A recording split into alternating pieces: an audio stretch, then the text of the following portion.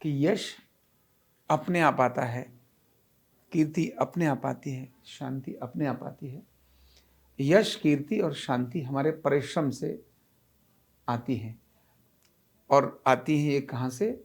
जब हम सेवाभावी होते हैं और ट्रस्टेड होते हैं, भरोसेमंद होते हैं। जब आप भरोसेमंद हैं और सेवा भावना से ओतप्रोत हैं, भरोसे, आरोग्य पीठ के आप भरोसे वाले लोग हैं।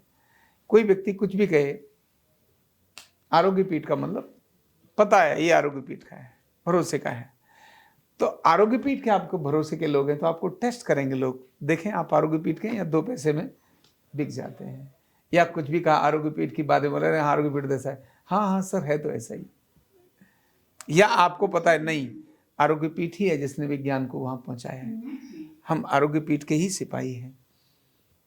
जब आप आरोग्य पीठ के ट्रस्टेड होंगे, भरोसेमंद होंगे और परिश्रमी और पराक्रमी होंगे, परिश्रमी और पराक्रमी होंगे, स्किल्ड होंगे, आपके पास अच्छी स्किल होगी, जो यहाँ सिखाया जाता है उसको पूरा आत्मसात करते होंगे, उसका पूरा अभ्यास करते होंगे।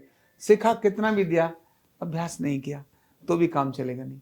इसीलिए वो सब पूछते हैं कि भाई हमारे पास लोग तो हमें बहुत चाहिए, लेकिन क्या वो लोग क्वालिटेटिव होंगे, ट्रस्टेड होंगे? तो एक जगह व्यक्ति ब्रेक कर जाता है और वो होता है पैसा।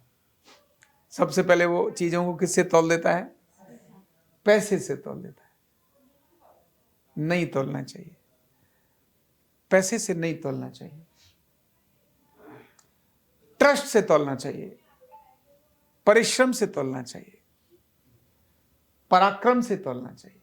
और एक ही बात कहना चाहिए, डोंट वरी, पैसे तुम देखना कितना देना है, काम मैं देखता हूं। बस काम मैं देखता हूं, पैसे आप देखना। अब देखना मत देखना कोई बात नहीं,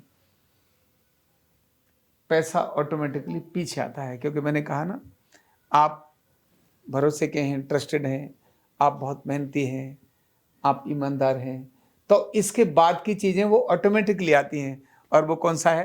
पहले आपके पास कीर्ति आएगी। क्या आएगी? यश आएगा। क्या आएगा? हाँ, तो यश आएगी, कीर्ति आएगी, और फिर धीरे धीरे कौन आ जाएगी? लक्ष्मी आ जाएगी, ऑटोमेटिकली आ जाएगी। यश और कीर्ति के पीछे लक्ष्मी अपने आप चलती है। लेकिन जब भी ट्रस्ट ब्रेक होगा, यश और कीर्ति आपकी भाग जाएगी। सो ट्रस्ट ब्रेक नहीं करना बहुत जरूरी है। परिश्रम को ब्रेक, और ट्रस्ट कहां से बनता है? आपके परिश्रम से, आपके पुरुषार्थ से, आपकी मेहनत से, आपकी लगन से, आपकी लर्निंग से, वहीं से बनता है। मैं ये सोच रहा था, ये काम करने वाले लोग इतना बड़ा महंगा महंगा काम कर देते हैं। अभी जैसे मैं ही कनाडा जा रहा हूं, अभी मैं अमेरिका गया, लाखों रुपए खर्च होते हैं इससे, लाखों रुपए खर्च होते हैं।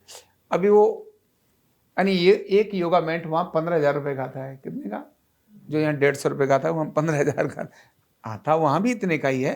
फर्क इतना है कि यहाँ जो 150 रुपए है ना, वो 150 रुपए वहां कितने के हो जाएंगे? हाँ, वो इंटू 100 हो गया भाई। 80 रुपए का तो डॉलर हो गया, तो ऑटोमेटिकली उतना हो गया। तो उनका 1 पैसा और हमारे 1 पैसे में एक फर्क आ गया, तो वो ऑटोमेटिकली उतना हो गया। इतना लाखों रुपए खर्च हो गया। कहां से आता है ये सब? हमको तो पता ही नहीं चलता। लाखों रुपए आने जाने के खर्च होंगे, वहां घूमने के खर्च होंगे, कितना सारा कुछ खर्च होगा, कहां से आएगा? लगन, परिश्रम, मेहनत, लाखों नहीं करोड़ों रुपए ऐसे ही आ जाते हैं। लोग अपने आप कर देते हैं, जरूरत नहीं पड़ती है, लोग अपने आप कर देते हैं। हाँ, क्या चाहिए?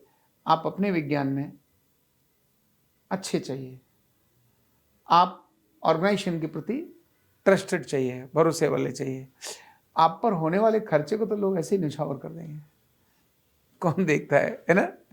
तो इसीलिए ट्रस्ट बहुत आवश्यक है, मेहनत बहुत आवश्यक है।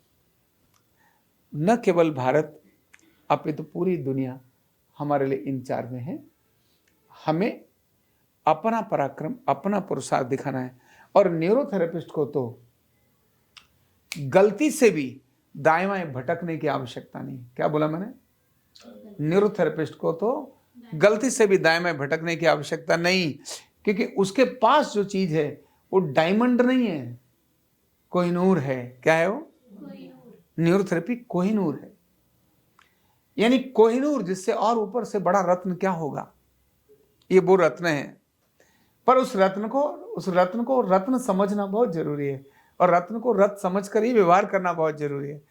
रत्न को रत्न समझ कर ना होकर एक सामान्य पत्थर की तरह व्यवहार करेंगे तो वो पत्थर ही होगा, वो रत्न नहीं हो सकता।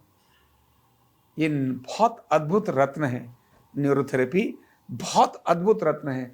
यानी छोटा सा, इतना सा छोटा टुकड़ा उसका इतना अरबों और खरबों रुपए का, यानी लक्ष्मी से अगर तौलें तो अरबों खरबों रुपए का है इतना।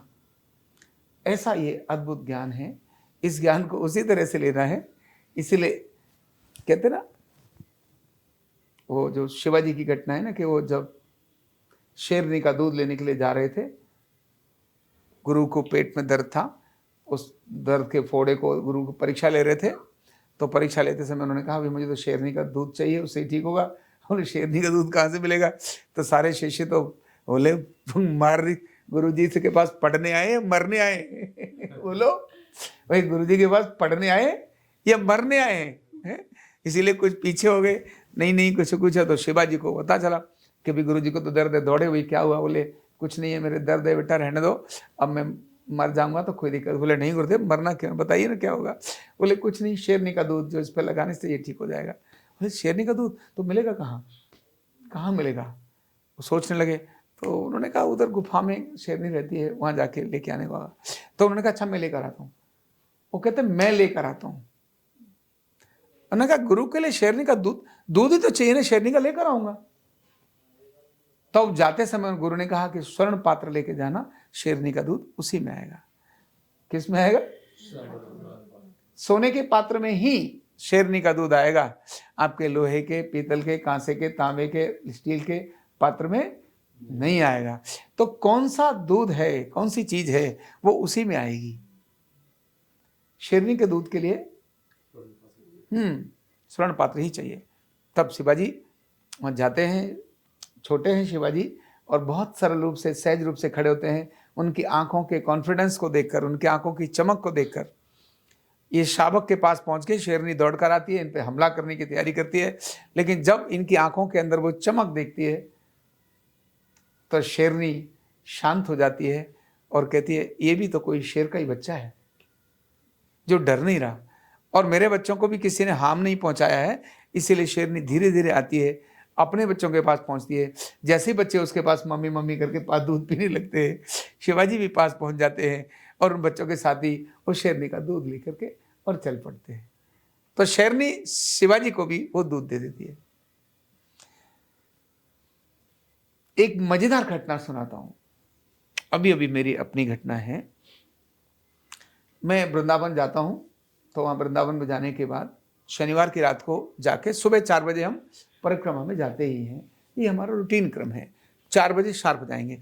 अभी मैं पिछली बार परिक्रमा गया था तो पता नहीं क्या हुआ, कुछ पैर में गीला चिपक गया, और चिपकने से नंगे पैर से तो हम चलते ही है, तो वहां उसमें काफी मोटे छाले हो गए, मेरा पैर पक गया नीचे, ये जो जगह थी ना, और हार्ड होकर पक गई।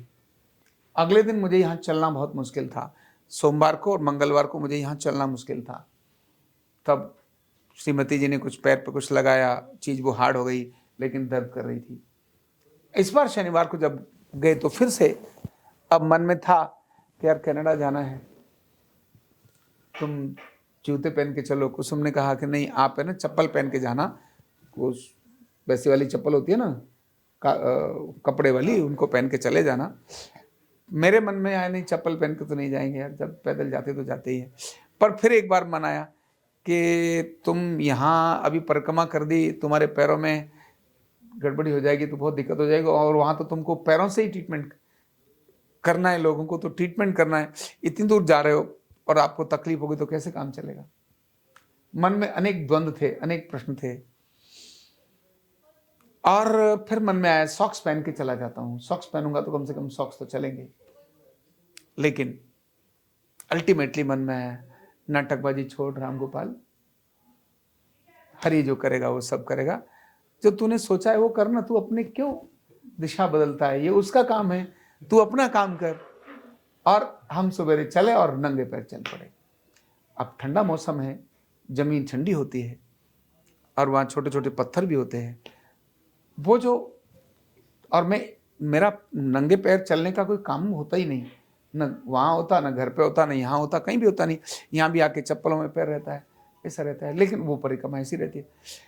जब मैं चला तो मुझे चलते समय लगभग आधे रास्ते तक मुझे उस पैरों में मेरे कष्ट हुआ। छोड़ दिया हरि का नाम पर, मैंने कहा जो होगा देखा जाएगा। और आधे रास्ते के बाद मैं पहली बार ऐसा अनुभव किया, इससे पहले कभी नहीं किया। उससे पहले जब मैं परिक्रमा करता था तो परिक्रमा करते करते समाप्त होते होते पैरों में हल्के छाले से पड़ जाते थे छाले से, और मुझे चलना मुश्किल हो जाता था, कठिन होता था। तो फिर मैं थोड़ा वैसा रास्ता देखता था। और इस बार ऐसा हुआ कि मुझे आधे रास्ते तक तो पता चला कि मेरे पैरों में तकलीफ है, उसके बाद मेरे पैरों की तकलीफ ही खत्म हो गई और मैं भूल गया कि नीचे पत्थर भी हैं, रोड़ी भी हैं, भूल गया। जब अब नीम करोड़ी आश्रम आया जहां परिक्रमा हमारी समाप्त होती है, तब मैं देखता हूं, अरे यार इतने बढ़िया पैर तो मेरे नॉर्मल नहीं थे, मैं इससे पहले इतने बढ़िया पैर नहीं थे जो अभी बढ़िया पैर हैं। तू ये सोचता था ये सॉक्स पहन, बोले नहीं, इसका मतलब भगवान अच्छा चाहता है। और आए और वहाँ प्रणाम किया, और मेरे पैरों में जो पुराने छाले थे वो भी ठीक हो गए। सोच सकते हैं, ये तो सब हरि की कृपा होती है, उसकी इच्छा होती है। यानी खराब पैर भी ठीक हो सकते हैं। ये तो मेरा अपना व्यक्तिगत अनुभव है। ऐसे लग रहा था और एक बार हो जाएगा। हाँ, और हो जाए, ये साथ में दे, ऐसा लग रहा था एक परिक्रमा और कर दें। पैर इतने फ्रेश थे, ऐसे फ्रेश पैर थे, ऐसे पैर इससे पहले कभी नहीं थे। जबकि पैरों में अंदर की तरफ छाले और हल्के छोटे छोटे वो चीजें थी, वो खत्म हो गए। और मैं देखता हूं उसके बाद भी मुझे कोई असुविधा हुई नहीं। तो जब हम किसी चीज को एक अभ्यास क्रम में ठानने लगते हैं, करने लगते हैं, तो बहुत सारी चीजें ऑटोमेटिकली एक लिमिट पर जाने के बाद गुरुत्वाकर्षण बल खत्म हो जाता है, ग्रेविटेशनल फोर्स खत्म हो जाता है। जहाज जब एक लेवल पर उड़ जाता है तो वहाँ कम फ्यूल में आगे चला जाता है, ऊपर जाने तक फ्यूल की आवश्यकता होती है। तो हमको भी एक लिमिट तक जाने तक अधिक मेहनत की जरूरत है। पढ़ाई को लेकर भी मेहनत की जरूरत है, अच्छी मेहनत की जरूरत है, अच्छे पॉइंट्स को अभ्यास की जरूरत है, लर्निंग की जरूरत है। एक स्थान पर पहुंचने के बाद थोड़ी लर्निंग में ही फिर आपको लर्न करने की जरूरत नहीं पड़ेगी, ऑटोमेटिक लर्न होना शुरू हो जाएगा। ऑटोमेटिकली केवल एक लिमिट तक जाने की जरूरत है। ठीक है, तो ऐसी मेहनत करिए। देश और दुनिया हमारी तरफ देख रही है। यश, कीर्ति और लक्ष्मी अपने आप आ जाएंगे। हमें केवल श्रद्धा और समर्पण से, परिश्रम से, भरोसे के साथ, ट्रस्ट के साथ, विनम्रता के साथ हमें केवल लर्निंग करनी है और अपना काम करना है। इतना ही काम करते चले जाएंगे, बढ़िया होता चला जाएगा। Thank you.